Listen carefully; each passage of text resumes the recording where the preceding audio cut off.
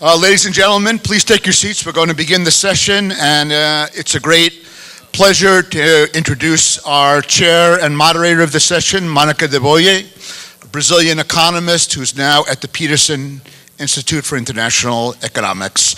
Let me turn it over to Monica. Thank you.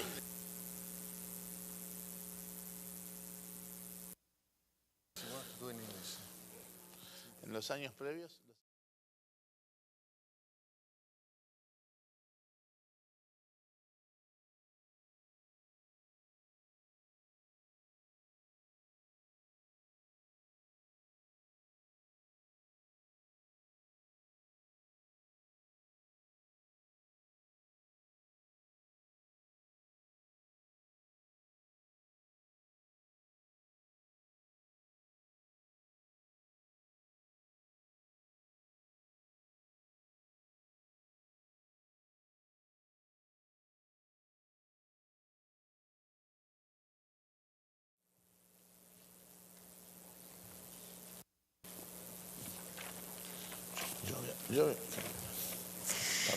Sorry about that. So Mr. Mario Bergara, President of the Central Bank of Uruguay, he also served as Minister of the Economy and Finance from 2013 to 2015 and previously directed the country's Communication Services Regulatory Unit.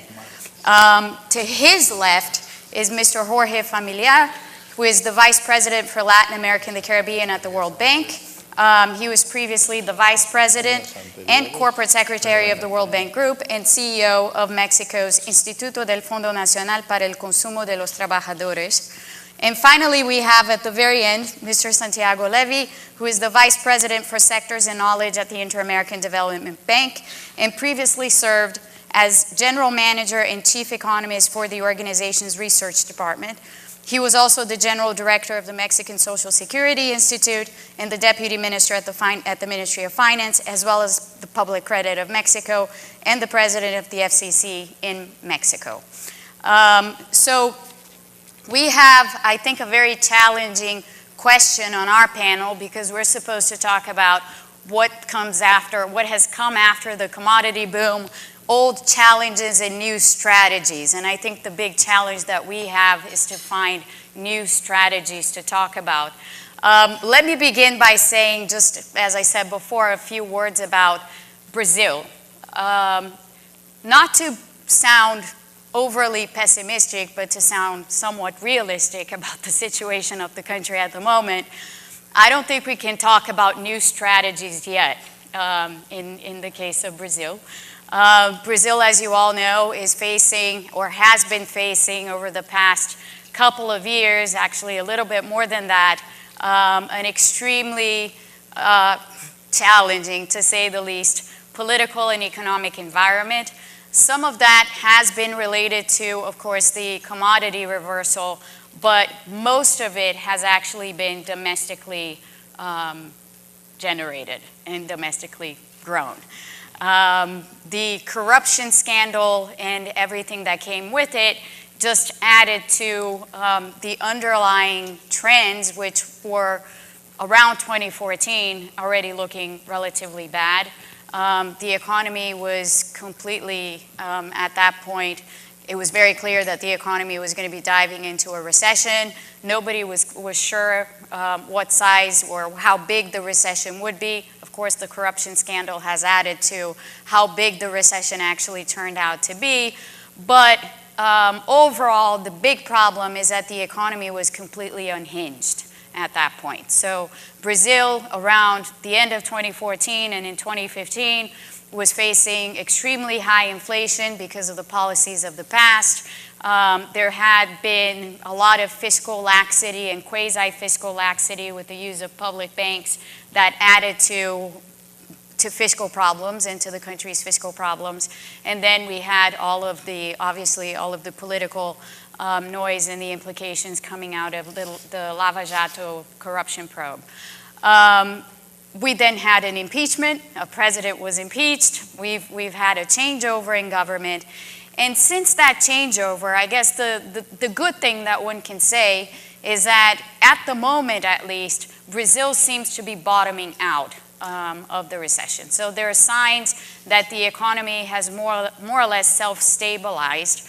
A lot of that has had to do with a very, very large and very significant drop in inflation.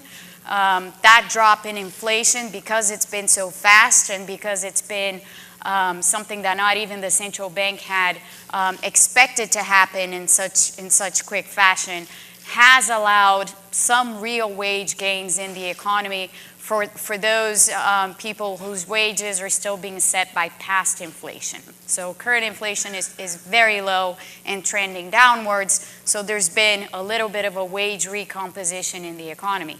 But at the same time, the unemployment rate is still extremely high.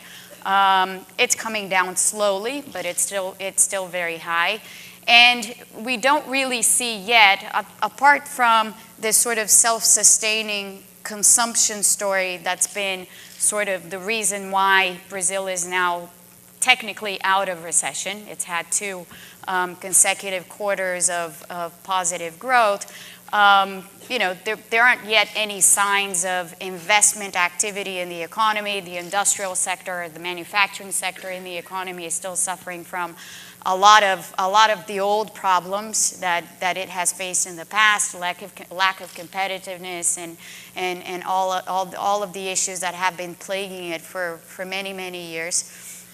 And looking forward, it's kind of hard to see how Brazil is going to actually lift itself up out of the current situation. As most of you know, there are presidential elections in 2018.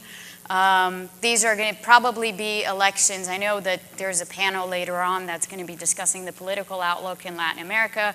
But for Brazil, these elections are potentially a turning point in one way or another. So it's either going to be an election where, the country veers off into a better direction, or it's going to be an election where we pretty much see more of the same of the types of policies that got us to this very bad place to begin with. The election itself is probably going to be full of, compared to the first election that we had after the redemocratization of 1985, I believe it's going to look very much like that. We're going to have a full field of candidates from all different types and spectrums of the environment. Probably we will have more candidates than we did in 1989, and we had quite a few back then. So it's a very crowded field, most likely, and it's one where currently it's very, very difficult, if not impossible, to say what the outcome is likely to be. That outcome is going to determine, as I said before, what happens to the country going forward. At the moment, all of the reforms that the current government had proposed initially, the big reforms, some reforms have actually passed, but the big reform, the pension reform is stalled in Congress. There isn't much of a chance that the reform that has already been diluted for several reasons will pass in its current form, given the political situation and still the political chaos in the country. So at this point, what one can hope for is that the next government is a reformist government and takes these reforms forward. So for Brazil, those are the challenges in the current context. And with that, I'll end my remarks so that I can pass the word on to my fellow panelists. So start with Thank you, Monica. Pablo. It's a great pleasure to be here. Can we switch to Spanish? Because my English, my Italian accent could confuse you. So maybe we do it in Spanish. Bueno, gracias por... Thank you for the invitation. It's wonderful to be here and share this panel with old friends. I'd like to talk about, or pose a few questions rather. I'm not going to be so decisive in terms of offering solutions and stating what policies should be applied. I think there are other people here who know more than I do about this. But maybe we can guide the discussion this well. I think that there are 2 dimensions that we need to bear in mind in terms of the consequences of this end of the commodities boom. First, we have to look at the short-term macro situation. It's an issue that has to be looked at before long-term growth. And I'll start with the first point. I think that clearly there's good news for the region. Such an abrupt change in terms of the commodity prices between 2014 and 2015 was extremely relevant. In other times, this type of change in relative prices would have caused serious crises in our region. And of course, growth dropped. But speaking about most of the countries, we see that the countries didn't go into those typical crises of the past. And that's because there were new things being done in macroeconomic institutions. Yesterday, the President talked about some macro situations such as credit with the central bank, but this allowed new things to be done in monetary and exchange policy. The issue of establishing these flexible exchange rates allowed countries for the first time to adjust to the external shock with devaluations, which yielded much less high inflation than in the past. Also, monetary policy came out of the exchange policy somehow. Countries could apply more modern monetary policy targeting inflation and focus on reducing inflation, which really occurred. So on the monetary and exchange side, these new institutions have allowed countries to have a much more orderly macro management. On the fiscal side, there were other new things. There were fiscal policies that made it possible to consolidate fiscal issues, not so much in the short, but in the more medium term. So countries partially adjusted to this shock by increasing their deficit. They had to do this, they had to increase debt, but they did so with medium-term fiscal smoothing policies. And so, except in some cases, like my friend to my right, her country, Brazil, they were able to make the impact a little less dramatic. So I think that on the macro side, there's clearly good news, and there were new policies compared to the 80s and the 90s, which, again, made it possible to improve performance. Now, macro policy in the middle of nothing is extremely important, but that's just at the mercy of the president. Countries are growing less, and potential long-term growth dropped. So 4-something% in between 2002 and 2012 to just about 2%. 2.4 now. So the issue of what the fundamental drivers of growth will now be is something that we now have to confront. It's no longer going to get manna from heaven, and we have to do our homework. So we have some big challenges ahead of us that can't easily be resolved. So the question is, how do revive this growth to get it up to 3.5.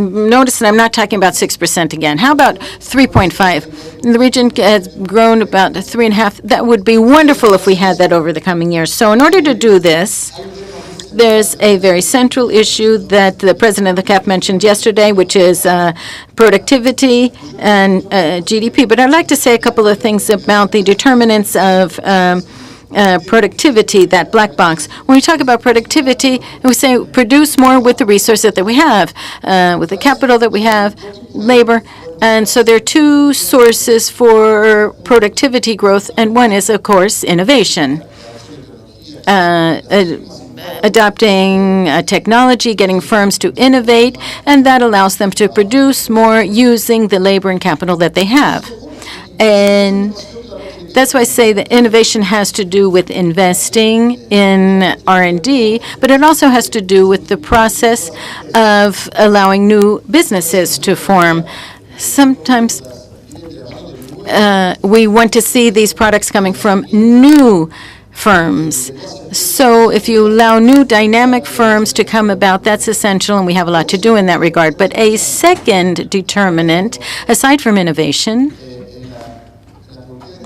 in added productivity, goes beyond the technology that we have. How can we allocate resources to firms that are from non-productive firms to more innovative and productive ones. Latin America has a tremendous problem of poor allocation of resources, let's say.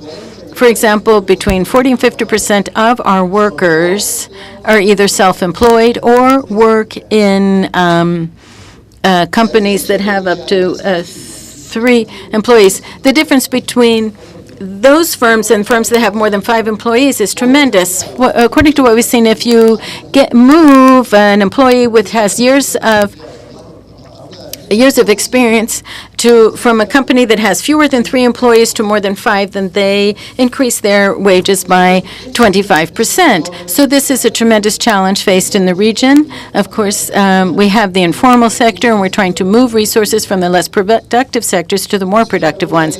So the question is, what policies can we apply? And I just leave question marks out there for you. The first is, we want to get people working in the larger firms so that the people from the informal sector can have access to these better jobs. But there's a big discussion there as to whether taxes on labor is too high, and there is some of that certainly which can be discussed. A second element, and that's in terms of demand for labor. But in terms of labor supply, there's another element, which is perhaps many of these employees in small firms or are self-employed do not have the labor skills that the formal firms require. We did our own survey in which we showed that only 27% of the self-employed workers who are in very small firms have the level of education and social and emotional skills or soft skills, creativity and so forth that are similar to workers in the formal sector. So they need this in order to make the move. So we have to work in terms of fostering and strengthening these skills in these informal sector workers. Obviously, we can offer training in several things. Now, the stock of people there is a problem. However, what we do not want is for our new young people who join the labor market to go to those small firms. The informal sector is, it's not just a problem of today that they have low salaries, but rather the informal sector destroys your labor prospects. It's a trap. So we do not want to have more people working there. We want our young people to wind up. We don't want them to wind up in those jobs because they have lack of information. So we have programs such as a first job program or scholarships or internships, which could have a very important role to play in Argentina. We assessed a program about the first job for young people in which the young person is encouraged to work in a formal firm for 8 to 10 months as a trainee. So we looked at what happened to the young people once they conclude their internship. Do they stay in the formal sector? This is particularly important for young people from more vulnerable families, so to speak. 40%, the likelihood of staying or going back to the informal sector fell by 40%. For these kids whose families work in the informal sector, we can give them they learn bad things about skills because they work in families, their neighborhoods, their families, the whole culture. So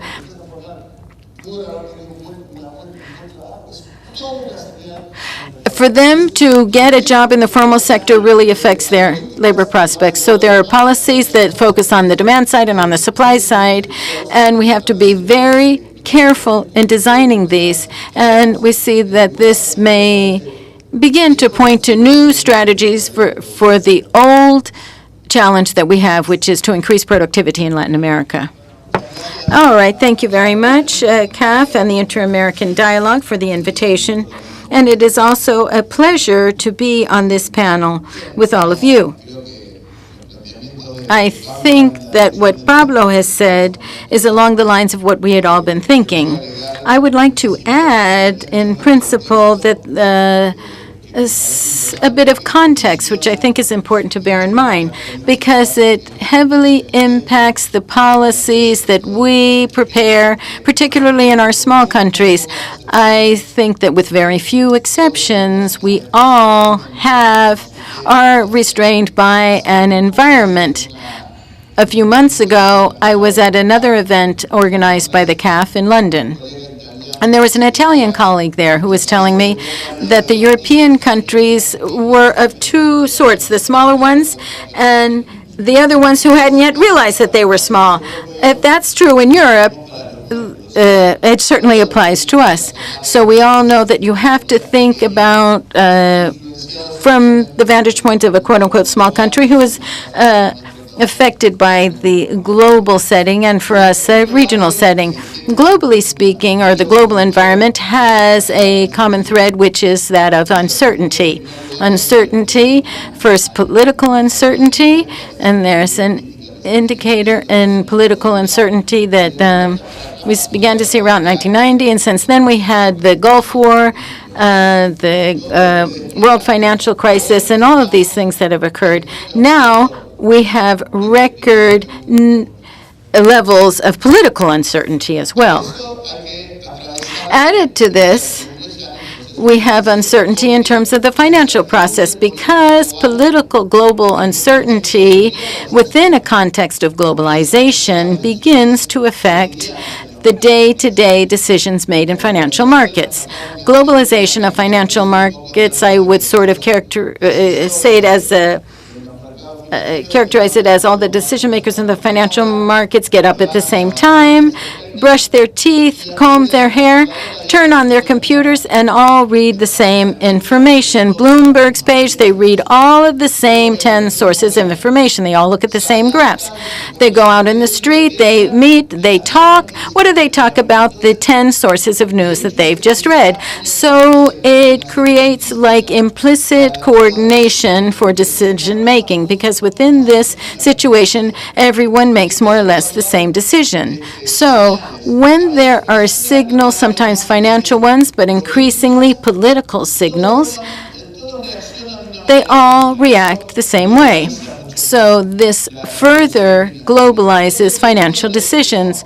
So the world of the last 15 years for countries such as ours has been looking at the prospects of the dollar going up and down, because that affects whether or not the capital markets will go up or down. But we're really affected by domestic policy. Well, for me, the element that summarizes all of this is the expectation of the value of the U.S. dollar.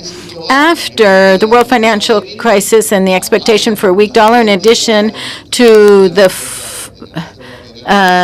flooding of dollars that the Federal Reserve did. Now we have 5 times more dollars than we had 10 years ago. Now we have a market flooded with dollars, with nil interest rates, and with all of the challenges of macroeconomic stability that such a flooding of dollars causes.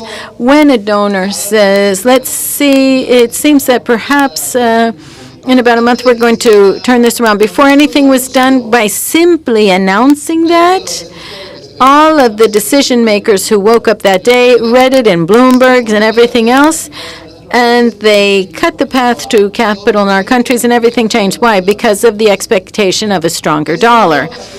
And this lasted up until very recently, when the U.S. economy was giving some positive signs, but didn't really become an engine of growth. And in addition, the U.S. political situation in the U.S. and the political statements coming out that affected this. Well, Trump, for example, saying that he felt that U.S. exporters were at a competitive disadvantage because the dollar was too strong, and that's something that we hear every day in all of our countries. The U.S. isn't the exception to this. Well, this, in an economy that was giving some good signals, but also some bad ones, and with the president who has tremendous political weight saying, well, I think that the dollar is too strong, well, that expectation for a stronger dollar was frozen in its tracks. And then after that, we begin to see movements in terms of more specific areas. The Shanghai stock market. war with North Korea one day, with Russia the next day, with China the next. So we see lots of global conflicts coming about every week. And so extraordinary events are no longer extraordinary. They're now part of this routine, which just fans the flames of political uncertainty. So within this context, but with an expectation of a more stabilized dollar and with commodities whose prices have also stabilized, then capital's coming back to our countries more discriminatory than before. Previously, there wasn't enough information, and it was going to all of the countries with some exceptions. Now there are some countries that are attracting investment and others not, but we do see that capital is coming back to help us posing new challenges in terms of macroeconomic stability, because the macroeconomic models are generally structural. If you say, well, this capital comes in and you can maintain your exchange rate, but that's in terms of balance. But the short-term dynamic, well, you cannot allow to have significant misalignment of the financial and exchange components, because that would destroy a real sector that could not be rebuilt later. So I go back to what Pablo said. Exchange flexibility has been a blessing. We have learned to, or rather society has incorporated the operation of a dollar that can fall in value, along with what we had before. And with exchange rates that are handled one way or another, society only saw the exchange rate going up, but now they found that the dollar actually can go down in value. It can go up, it can move, and this is healthy. Now, it cannot be the immediate response to all movements of capital coming in and out. Otherwise, volatility and this would all be an everyday thing. For this reason, exchange flexibility went hand in hand with flexibility in the work of the central banks that incorporated. Well, first of all, we began to just react to things, and then we put a name on them. We put little such as macroprudential measures or unorthodox policies. But it's just a way to rationalize things that we began to do more or less intuitively to smooth the impact of capital movements on exchange rates and financial performance. So generally speaking, Latin America, we know that we're not homogeneous in Latin America. So we have a subset of Latin American countries that are somewhat homogeneous, but generally speaking, things have turned out well. We have built a flexible macroeconomic platform that can adapt to this world that keeps knocking us with different news reports. And this has helped us withstand things. At other times, the crisis since 2008, as Pablo said, these would have created much more serious shocks in our countries than they did this time around. I must add two more points. Does not suffice with the recomposition of the macro. Once the ebb went up and down, the ebb flowed, we would have to see which countries benefited more from that, the boom in the commodities, not merely in fiscal terms of savings, debt reduction, or sufficiency of macroeconomic adjustments, but also the macroeconomic institutions that condition investment and therefore the productivity and potential for growth. There are several circumstances. In the case of our country, Uruguay, we could have conducted a whole series of structural reforms toward the remaking of the rules of the game in that regard. And Uruguay, in spite of global shocks, and even though the region for more than 5 years has not contributed to growth, it has managed to continue to grow at lower rates, slower rates, but with a more positive outlook. Two additional points. Risks as regards the financial markets. When political uncertainty is enormous, and when the incentives of the economy are not powerful, and we see that financial markets are being very prosperous in record figures with very low volatility level. In my mind, at least, I feel a chill in my back because we have seen this film in the past. The first idea is what is happening in the financial markets, which are so prosperous and exuberant, when we see that the basic conditions of the global economy, as well as uncertainty, seems to be so high. Lastly, to political uncertainty, financial uncertainty, we must add further technological uncertainty. I realize and understand Pablo's formulation. They have made very good job in the reports of CAF in past years as to the work capability and informality, and I will take this indeed for future presentations. I may be quoting you at some point in time as well, that informality is nothing but a trap. The fact is that technology nowadays will very rapidly take us toward a world of productive processes which are ever more decentralized. Technological dynamics is humongous. In 20 years, what changed the world, and we thought what happened then now is going to happen in only 5 years. All the support, the internet, automation, digitization, robotics, artificial intelligence, big data, etc. All of this was a process of trial and error, but now everything has reached such a degree of maturation and coordination that it starts going through all the markets from the technological standpoint. And businesses become organized on technological platforms. You were speaking about new corporations. Now we have Uber, Alibaba, Lofintech, etc. Companies that have no owners, that don't have assets. And Uber doesn't even have a car. Airbnb doesn't have a house or home. So it is a relevant challenge indeed. There's going to be a productive transformation, no doubt.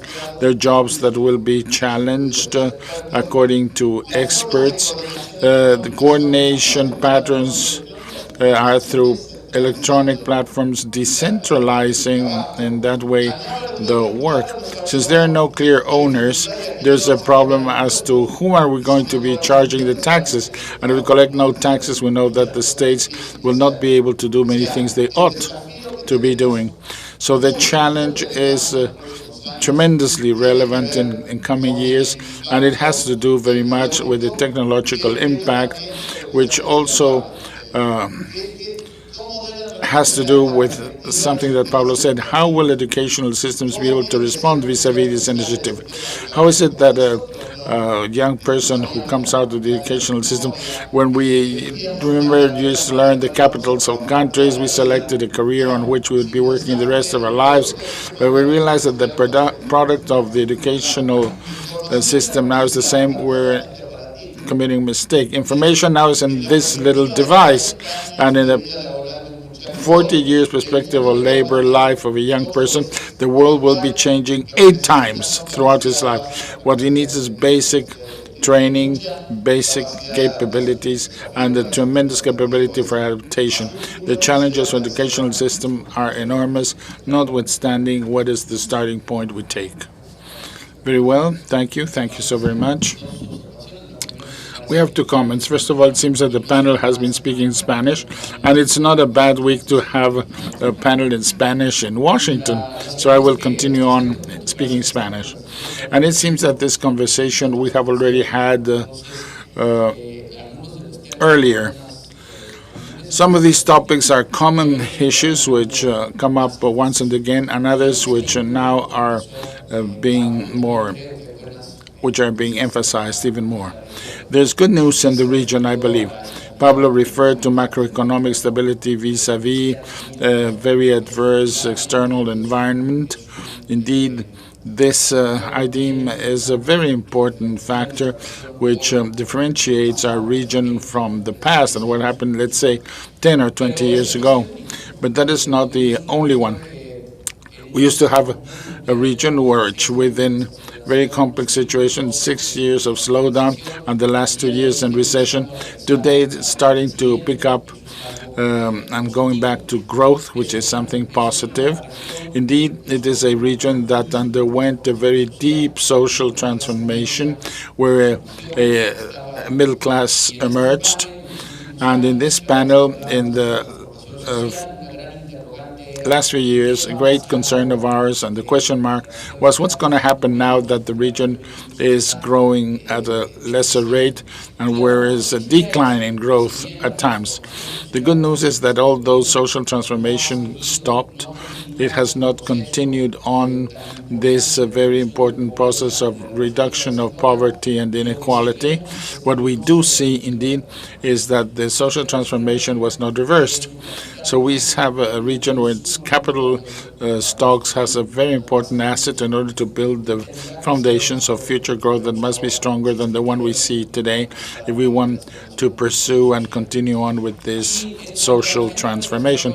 As regards the development agenda, the issues we have been discussing for several months, or maybe for some years now, continue to be valid, perhaps for many years now. Recently, I read a transcript of a discussion in the Board of Administration of the bank back in the 80s, and many of the issues which were mentioned at that point in time continue to be valid. It's an agenda which includes, obviously, productivity, regional integration, human capital, and good governance, transparency, accountability. And today it is an agenda that continues to be valid. What has changed, perhaps, is the emphasis. From the standpoint of macroeconomic management and the fiscal situation, the region still has to continue on adapting itself to the new external conditions, the new fiscal realities. Fiscal adjustment continues to be an issue, but the good news is that the region is now working in the right direction without being hurried, carrying out these fiscal adjustments, and markets have given the region the necessary space to do so in a gradual way. Productivity agenda includes several elements with which we're familiar. We have an agenda that is dealing with these matters. For example, we all acknowledge the terrible infrastructural deficit existing in our region, and what we see indeed that there's movement in all countries in order to seek out within this circumstance of fewer fiscal resources to attract investment of the private sector to areas such as infrastructure, regional integration. We see that indeed an effort and the renewed emphasis has been made throughout Latin America and the Caribbean as far as regional integration is concerned to try to promote trade, especially at the point in time where the world seems to be turning more protectionistic. Mario spoke, of course, about education, human capital. We have been tremendously successful as far as having access at all levels. If we think in terms of tertiary education, the number of students has been multiplied by 2. It's become twofold in a short time lapse, and this is a very impressive progress. But we have much remains to be done from the standpoint of quality, and quality geared toward the challenges that the labor markets in the future will impose upon our young people. The programs we have are quite rigid. The information that students have as to what is to be expected, whether you study in one university or in a certain program or another one, much remains to be done in order to improve the conditions and the value added of education for Latin Americans. And we cannot fail to mention an issue which today indeed affects all of the rest of the development agenda, which is that of transparency, accountability, and zero tolerance for corruption. We have come to a point in time where this indeed has to be a subject matter which is taken up very seriously and that will be dealt with without demagoguery. It calls for time to deal with it, and it calls for a collective effort. That's all I want to say for now, so that we may indeed have a conversation. So I continue with the tradition speaking Spanish. First of all, good morning. Thanks, Michael, Luis, CAF, for the OES, It's a great pleasure to be here surrounded by old friends. As a point of fact, the conditions of the world from the standpoint of Latin America will continue to be as they are now. The world is as it is, but in general terms there is greater political uncertainty. But within the world context, the situation is reasonable for Latin America. Capital flows, as Mario has told us, are even perhaps too high. The price of the commodities have become stabilized. There's growth in Europe. There's growth in the USA with a different political uncertainty. But the economic conditions with standpoint capital flows and international trade are as good for Latin America as Latin America can reasonably expect. As the Americans would say, it doesn't get any better than this. So within this context, I must say that although there is tremendous heterogeneity within the region, we try to use a word to describe it. It would be mediocre. The growth in the region is, as a matter of fact, quite mediocre within a context which is as good as it could be. And this mediocre growth is not due to a lack of economic management. The truth is that in macroeconomic terms, the region has made tremendous progress. It has done things relatively well. It has acquired a lot of experience. Pablo mentioned that. Mario also touched upon it, not because Mario is here only, but the region has international bankers of an international level. It has ministers of finance. Do you mean the size, the international size? So they're ministers of finance who are carrying out their task. Not that things are perfect whatsoever, not that fiscal deficits were too high, contracyclical policies were exaggerated. We were much attracted by contracyclical policies. The decision debt and GDP went higher than would be sensible. But in general terms, macroeconomic management of the region has been one which has been adequate. And as Jorge said a while ago, the task has been carried out on the fiscal side of things. There was a fiscal reform in certain countries. Brazil, Mexico started tightening up things, and this macroeconomic task is being carried out. That is not the key problem, the core problem in Latin America. Neither is it the world context. According to my opinion, the region has two main problems. One was mentioned by Jorge toward the end, but I would like to underscore it even more. Within the context of a well-informed societies such as those of Latin America nowadays, social tolerance vis-a-vis phenomena of corruption, the lack of transparency, and lack of honesty by states came to a point where that does not work anymore from the standpoint of growth. The extreme case of this situation perhaps is Brazil, but the case of Mexico doesn't fail to be surprising as well, where large-size reforms are perhaps being shunned because of conditions of corruption, impunity on the part of those states which vis-a-vis their citizens do not manage to build up the necessary trust so that a true relationship of the mutual building of a nation project take place. This is a very serious, a very deep concern because it is quite complicated to carry out the construction and the building of a national project where the citizens don't have this confidence toward the state. They do not feel they're allies in the building of the state. There is rather a context of confrontation. How did this happen? I don't know, economists. We economists are not very good at doing this, but we have reached a point where we have realized that either this is resolved or what is going to characterize the region in the future will be mediocrity. Because we have understood that macroeconomic imbalances can be controlled and have to be fixed, and we know more or less how to do so. But the in-depth transformations required in order to grow cannot take place unless we transform the states so that they will become states that will be more operational, with greater trust in their citizenry, with an environment of honesty, transparency. Why do I say this? I go back to what Pablo stated toward the beginning of his presentation. Technically speaking, the diagnosis for the growth in Latin America is one of a lack of productivity. That is the technical diagnosis that can be made. But if we wonder, why is it that a society which is ever better informed, which has a reasonable economic stability, how is it possible that they will not be able to produce as well as the Koreans or the people from Thailand? It is not that they're fools, that they're dumb. It is just that others have more education. There has been progress in those other countries. I don't think that human capital is a problem in Latin America. I don't think that is the case.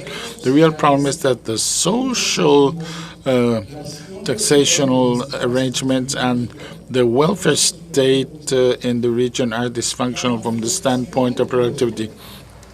The expression of all of this are the high levels of informality which characterize most of our region. The small corporations with 3 workers that Pablo mentioned, who will never reach the scale economies necessary for them to become competitive. It is not because the workers do not possess the skills or the training, but because they're in the wrong corporations. And these are companies that survive because the fiscal regime allows them to survive, because there's impunity in the payment of taxes, because the state doesn't conduct its tasks well, and because of the social security regime allows them to be small companies, because formal employment is taxed upon. And many of the social arrangements regarding income distribution generate subsidies for the smaller companies, because in many of our countries we have social security mechanisms which are parallel, where we tell the little companies, if you hire your worker legally, you must pay minimum salary, we must pay for his medical insurance and his pension. However, if you hire him illegally, the state will give him for free medical insurance and will give him a pension. And if you're small, don't worry, nobody's going to bother you. 90% of the companies in Mexico have less than 5 workers. And 96% of the companies in Mexico have less than 10 workers. And less than 1% of the companies in Mexico have more than 50 workers. And with this, are we going to compete in the world market and we want for productivity to grow by 2%? This is not a lack of human capital or a reflection of macroeconomic instability. It is rather a reflection of social arrangements having to do with the welfare state and the restructuring of taxes, which from the standpoint of productivity are dysfunctional. I can conclude by saying that unless the states reform themselves to get the confidence of their citizens, to combat dishonesty, impunity, and all those things that have generated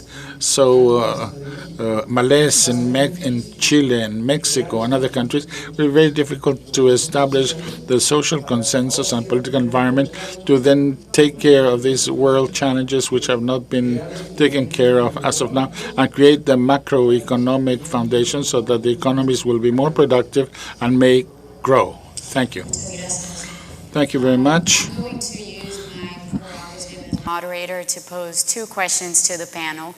I will subject the panel to my portuñol, since everybody has spoken in Spanish. Las cuestiones son las siguientes. Hablamos muchísimo de estos. So I'm going to be making are the following. Speak about automation and informality in Latin America, issues which are serious problems and problems that will be affecting the future as well as the potential growth in the future.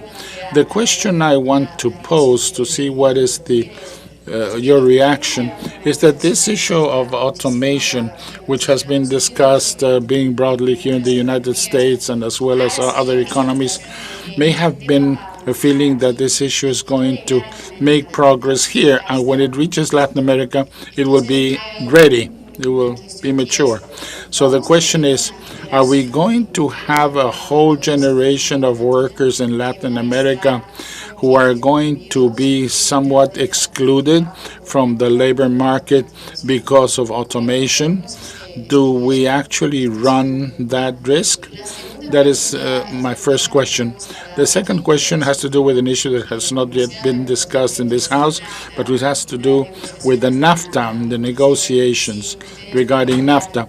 Could you, especially Jorge and Santiago, as well as Mario and Pablo as well, could you please tell us something regarding what is your vision regarding what the situation is like and how things may forge ahead? With regard to your first question regarding NAFTA, I'll leave my Mexican colleagues then to continue on with the discussion. There is somewhat panic. The issues of employment as a result of several research work carried out by colleagues in academia. And if I speak with them, I realize that they're very careful indeed whenever they have to extend these results regarding the sample size. So this has been somewhat overemphasized by the media, something which is indeed not very good. This issue and the evidence is that it's done in developed countries, the issues of automation in several areas of the economy, but especially in industry and others. The question is how this affects developing countries and countries with a high degree of informality is not that obvious. The transfer of these consequences of automation to economies with a high level of informality, where the industry doesn't generate too much employment and it is geared more towards services. We have to be extremely careful when we transfer that. We conducted an exercise similar as the one carried out for developed countries. This has to do with the polarization of the labor market. What happens if we decide that lesser paid jobs should be paid more, greater amounts? And we wonder what happens with employment. We see in developed countries such as U.S. and Europe, the employment of those jobs that pay intermediate salaries has dropped substantially and has gone from high skills with high salaries, and it has gone to low salaries. And this indeed has to do with the issues of automation. The idea that automation replaces repetitive and cognitive work, and especially those of a manual nature, but especially cognitive. Many of the cognitive work that can be carried out, these jobs seem to be now losing opportunities. And this is what is actually happening in Europe and in the United States. The people having intermediate levels of training are losing their jobs and are losing by way of their salary, because skilled workers work in manual work, which is manual but not repetitive, but which may be intensive skills which cannot be readily replaced by machines. These are softer skills, such as nurses or watchers, etc. When you conduct this exercise, we see that in Latin America we do not yet have this polarization. Perhaps a little bit in Brazil, but in the rest of Latin America, the issue having to do with the actual distribution with high-level salaries, with high payment and high level of educational or skill levels, have not suffered that much, and the situation continues to be basically as it was before. Perhaps in Latin America, the evidence is not as obvious for us. It doesn't mean that we don't think about it at all. But this issue regarding the economy, or economics of collaboration, decentralization, perhaps could give jobs on a part-time basis, or young people who work informally before but which have these skills maybe working from home. But it is not obvious how this could happen. Thinking out loud, perhaps we could say that many of these systems have to do with collaborative economics, where services and the quality of such services are safeguarded from the opinion of people through the networks, and it replaces contractual mechanisms which are difficult to do in other economies because there's no enforcement. So this is something which affects our region. Let me merely put a warning sign as to how to transfer the situation with regards to the labor market. My emphasis is somewhat different from that of Pablo regarding this matter. I do coincide and agree that the situation is not bleak because the massive incorporation of technologies to productive and social processes results in tremendous gains as regards one of the deficits that Santiago mentioned, which has to do with the productivity. When you bring in too much technology, necessarily has to be translated into well-being. But the issue is that indeed this is a process that will be taking place very rapidly, that will call for a clear understanding of transition because there are enormous challenges, but it's a whole world of risks and opportunity. And the best means to take advantage of the opportunity and mitigate risk is by understanding the situation.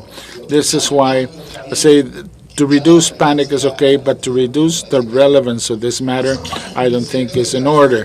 It is true that there are some studies that say those who are creative and have high levels of capital levels should not worry, and those who have very low skills, because the problem is toward the middle, toward the center.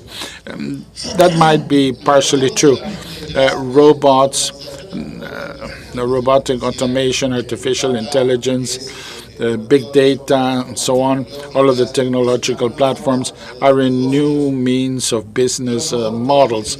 Robots with artificial intelligence and big data, not only do they replicate routine tasks, they make decisions themselves. The speed at which this is done may be mitigated because that process of robots incorporating an enormous amount of information, processing enormous amounts of it, and making decisions is highly intensive in energy consumption.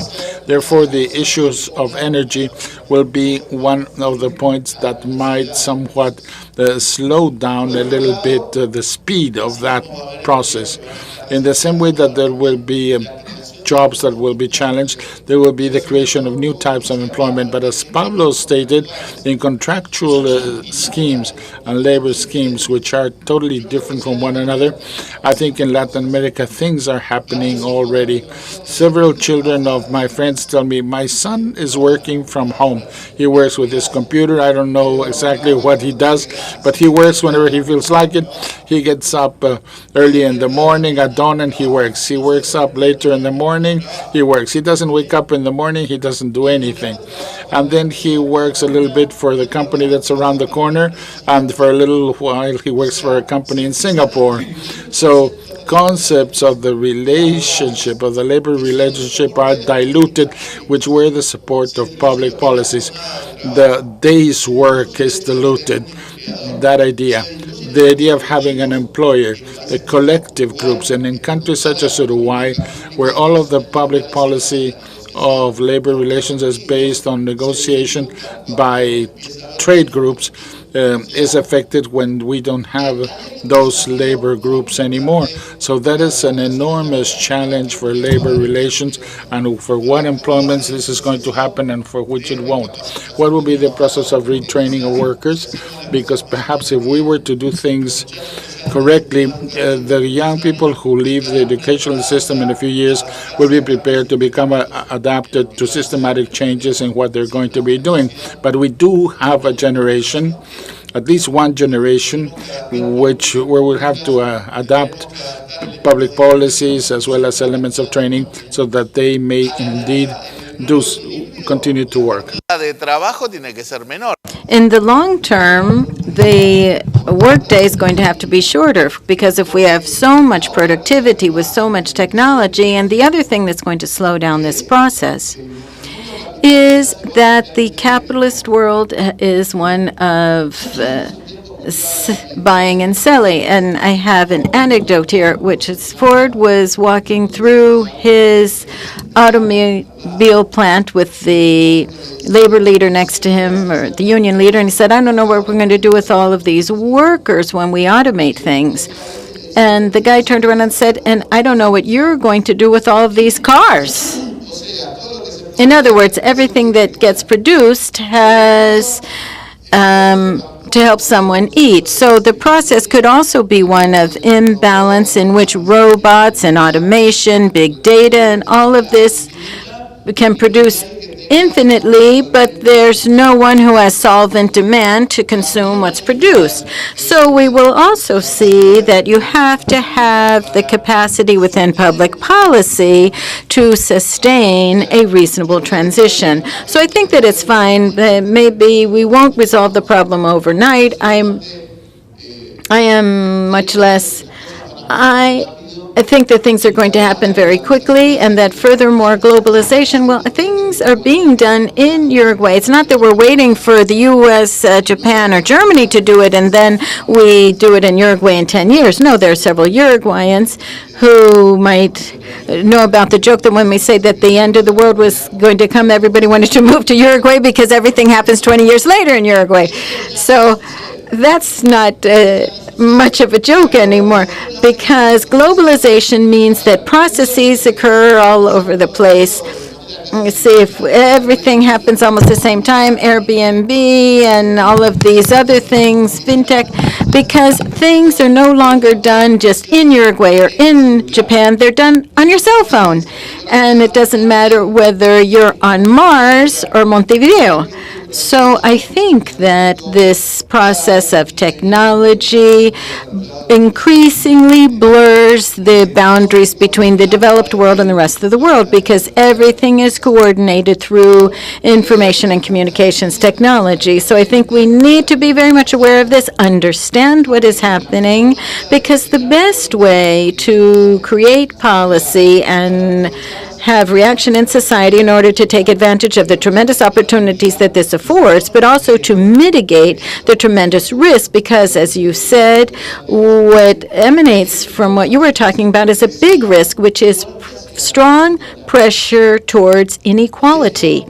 And this has to be attacked with public policies. If we talked about basic universal income, you might put things in the wrong place. If we have basic minimum income, if you have a comprehensive approach to this process, that might be a necessary ingredient. But if we think that basic universal income means that you hand out money to everybody all over the place with the current fiscal policy that we have, that doesn't work either. We have to understand what is happening in order to have a better policy reaction and even a better cultural reaction. All of society needs to address this, which I reiterate will allow us to take advantage of the opportunities offered by this and to mitigate the risks that it brings. I agree with the view that there are clearly challenges and that the world is going to change, and quickly. But it seems to me that our region at the same time has developed some assets that pose a very important opportunity to handle what we're seeing. In other words, we have a relatively young population.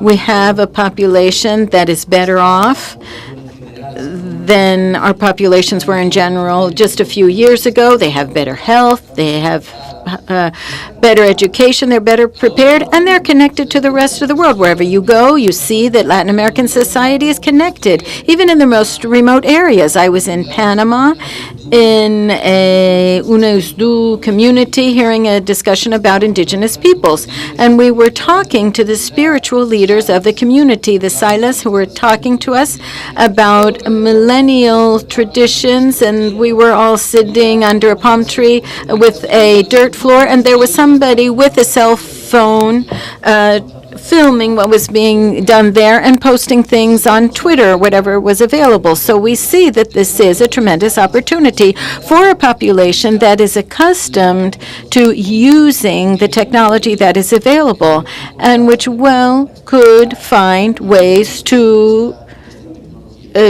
get the most benefit out of this technology. This is even more true when we think about what Mario was saying in his previous remarks, that the large companies that are coming about today do not have assets.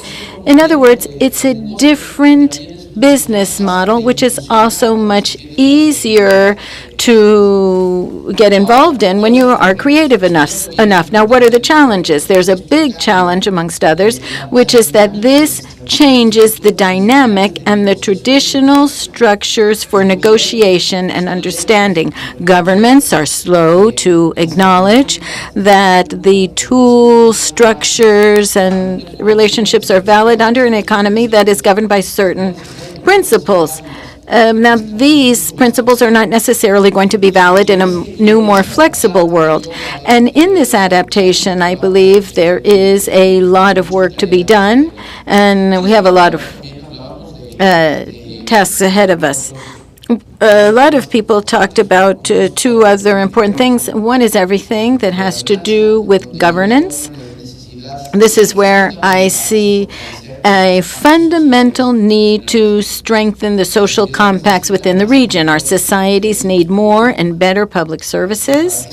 And in order for this to occur, we need to pay taxes. However, when society is obliged to pay public services that they do not receive from the state, they not inclined to pay taxes. We need to change this dynamic and these vicious cycles. We need to strengthen the social compact once again. Now, as regards trade, what we see in the region is that it is a region that has increased interest in regional integration. No matter how you look at it within the region, there isn't much trade. This has remained constant, and there are many explanations for this, but there is interest in strengthening this. And we see this as a very positive trend, and we need to be open to this. Trade was important in bringing about development and social transformation in the region, and it is the only way that the region will continue to grow and undergo the social transformations it needs. So, we need to find more markets, new partnerships, and look at other parts of the world and continue these trends. I'm just going to address the issue of NAFTA. I think that you could be optimistic that this is a treaty in which there is a clear, it is, in the end, it was positive. It was a success for all three countries. They changed things things changed in 23 years. Mexico changed its regulation of the energy sector. The electronic industry came up, and there are many things that could be incorporated and it could be modernized to preserve the benefits that NAFTA has brought to the three countries. But I see a big risk here, a problem and a risk. If we want NAFTA to fix the problem of the U.S. trade deficit, it's not going to work. And the issue that has arisen that characterizes the negotiations, I haven't been involved, but I think that the U.S. has a trade deficit of about $60 billion. And this is what the U.S. wants to correct that trade deficit with the NAFTA negotiations. But to put this figure in perspective, there are a lot of zeros here, but I'm going to summarize this. The GDP of the U.S. is $18 trillion. The trade deficit with Mexico is $60 billion. So it's 0.3, not even 1%. 1/3 of 1%. The trade deficit that the U.S. has with Mexico is 1/3 of 1%. That shouldn't be the reason that a trade agreement that has brought so much benefit to all three countries fails to continue. That's the snag that I see. And I see it as a very serious issue because this is a problem that neither Mexico nor Canada can fix. It is a problem that has to do with the U.S. savings rate and the U.S. investment rate, the U.S. fiscal deficit, and these are issues that Mexico and Canada have no control over. and NAFTA is not the tool by which it can be fixed. If we overcome that snag, I think that we could arrive at an appropriate modernized treaty that could continue to benefit the three countries. All right, thank you very much to the panelists for this very rich discussion. And now we open the floor for questions from the audience. We have one over there and another here. Así que tenemos una.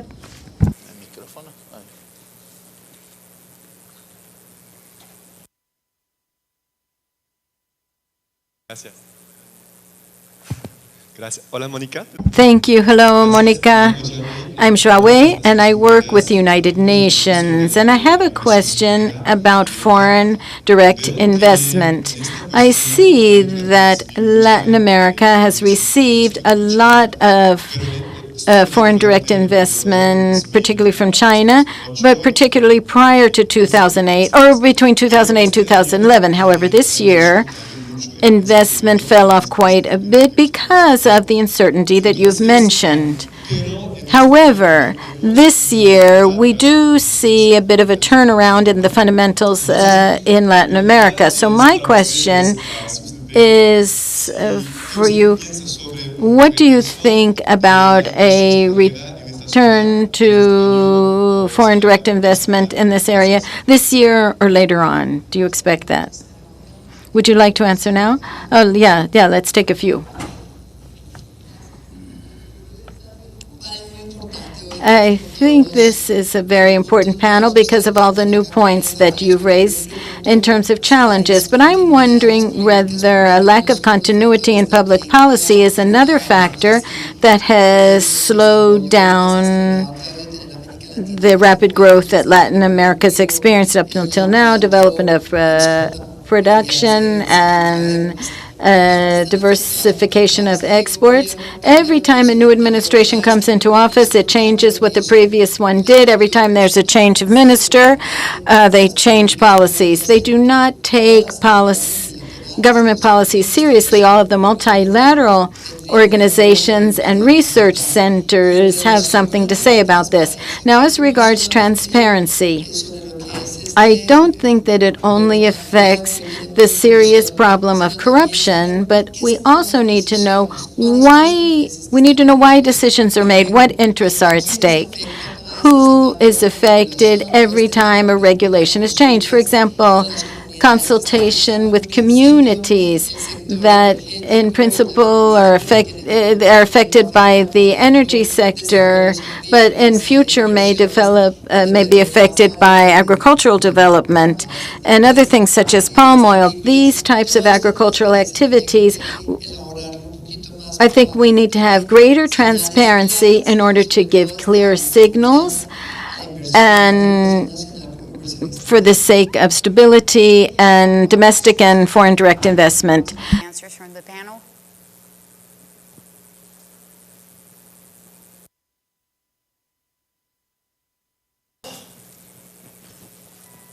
Sí, buenos días, Alejandro Lara. Good morning, I'm Alejandro Lara, and thank you for that very interesting conversation. I would like to know to what point I feel that we're in a vicious cycle.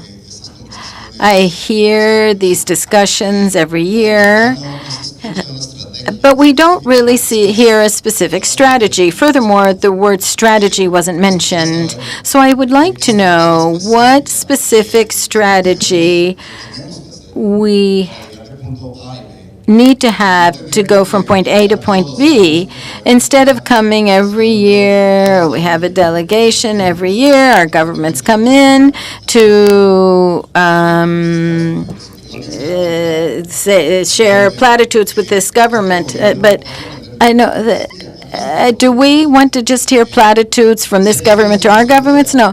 I know that this is a real situation, and I'm perhaps being too idealistic. But what is the ideal strategy? We don't need to be accountable every minute to a country such as this one. There was one more over here. I'm Carl Dahlman from the Gulf Dialogue.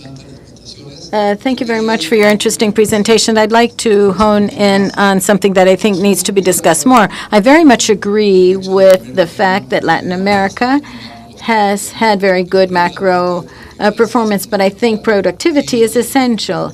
And what concerns me very much is that we are now talking about the need to increase transparency and have better governance. All of that is well and good, but also go back to what Mario said. We are now in a context of technological change, which implies a much bigger capacity to react on the part of the governments. We're not focusing on that. I'd like to hear what experiences there are with this, because we need to be very agile. The world is changing in terms of what we can do and the institutions that have to be regulated. This even affects regulation and taxes. So I'd like to know what kind of studies you think can be done in this area in order to enhance our knowledge about what can be done. One more over there. Yes, thank you very much. I'm Santiago, South City, and I'm a Bolivian. My question is more specific, and I think it comes with the sensation of dignity. I've been hearing speakers since yesterday when the president of the CAF very correctly said, talked about the Bolivian model. However, up until now, I have not heard anything about the achievements and progress made in my country, for example, in the economic sphere, and some of our social achievements. So I would like to see us as Latin Americans to talk about where we are headed, despite all of our differences. In the future, it would be very good to have these types of events in a Latin American country. I think that that would be the right thing to do. Thank you. All right. I'll allow you to answer in the order you wish to speak. Santiago Levy, I'd like to comment on that question. Regarding transparency and citizens' participation, I think that you are completely right. It's not just a matter of having transparency and accountability so that people can see that there wasn't corruption. It's also a matter of how the state interacts with citizens and how citizens feel that state decisions or government decisions are aligned with what the citizen would like to see. That's much more complex in a world in which people have much more information and get it much more quickly.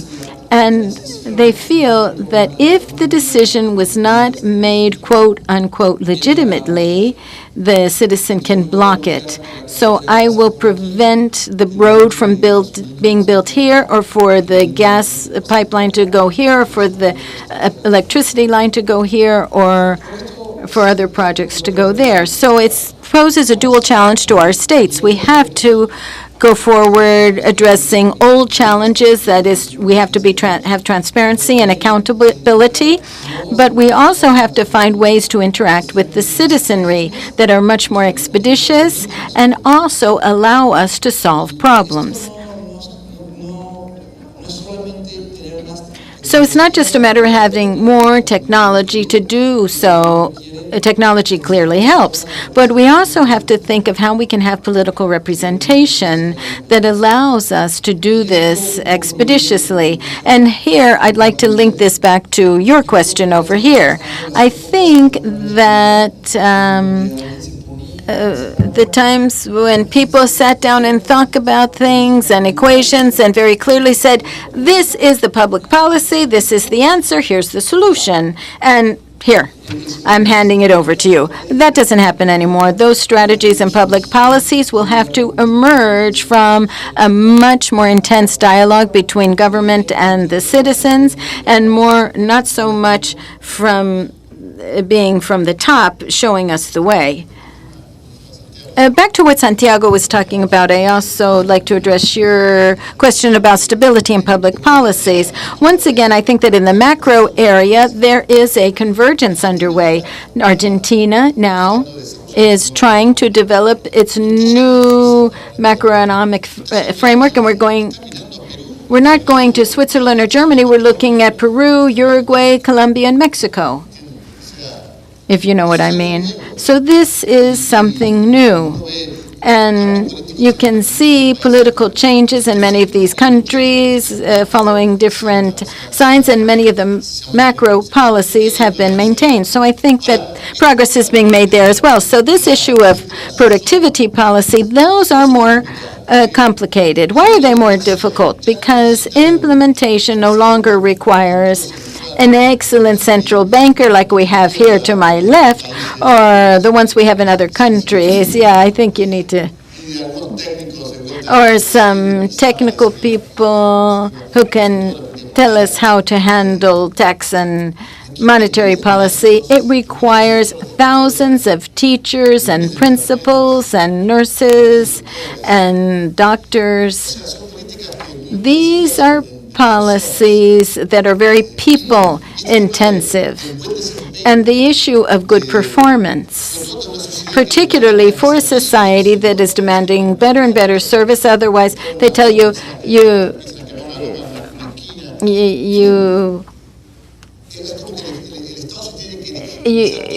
can't. It's like the state has to be legitimized all the time because the beneficiary, the customer, can give feedback. So there are more far-reaching changes that need to take place and that are taking place in the relationship between government and citizen. I get back to what Santiago says.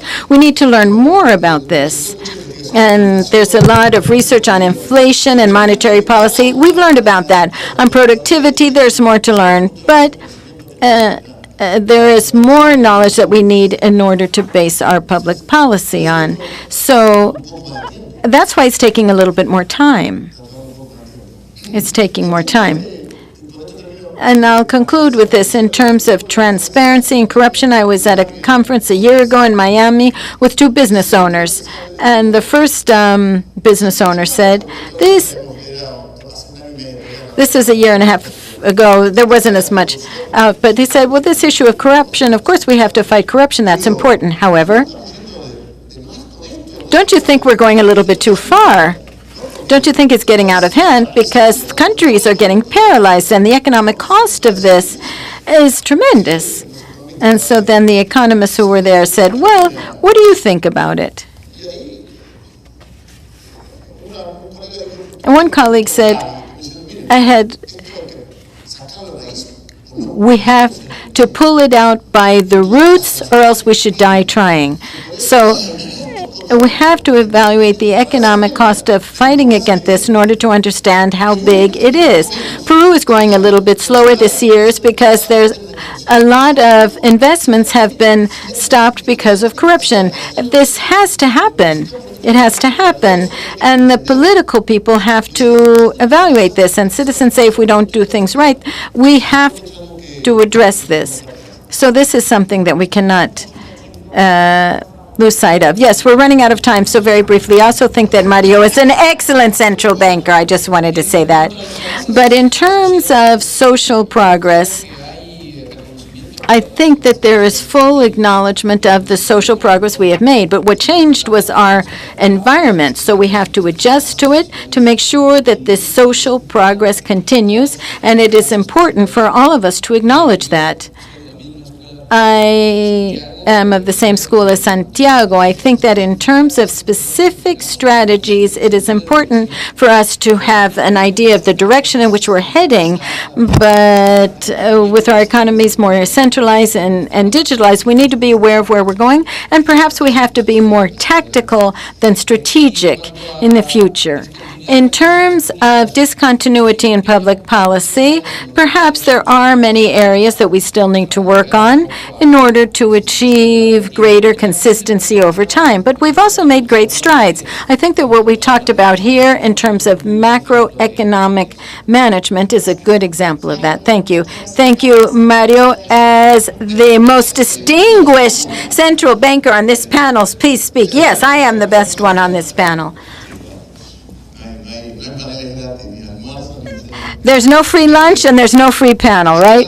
So I'm going to try to bring together three of the questions that we got in a more conceptual way, and I'm going to take my freedom as a central bank in an academic setting. One of my specialists said that we're talking about the economy of institutions, and a lot of work has been done, even by some of the international organizations, that bring together these issues of the need to not only work on macroeconomics or just work on tax policy to bring about investment, both domestic and foreign direct investment.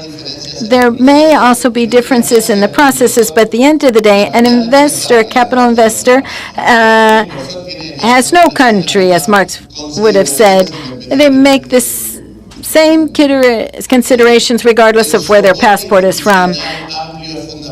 And it's important to have good institutional support, and this means that investors perceive risk or opportunities by bearing in mind the political institutions, the social institutions, stability and the rules of the game, credibility, and the logic of social conflict, and the nature and balance of social interests, and the professional, administrative, productive, professional, and bureaucratic capacity of each country, and the relationship between the state and the investors and its citizens, issues of transparency, corruption.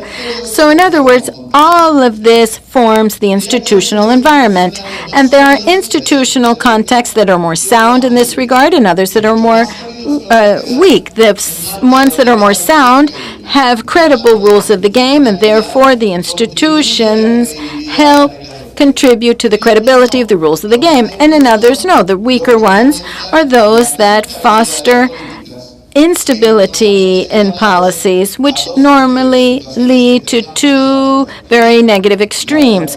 First, political volatility, constant turnarounds depending on who wins the election. We swing from one end of the spectrum to the other, and this has a negative outcome from an institutional, political, legal, and social situation that is weak. And the other possible negative outcome is absolute rigidity. Since there's no capacity to negotiate, there's no flexibility to have long-term policies that can adapt, the only potential solution is for no one to move from where they are.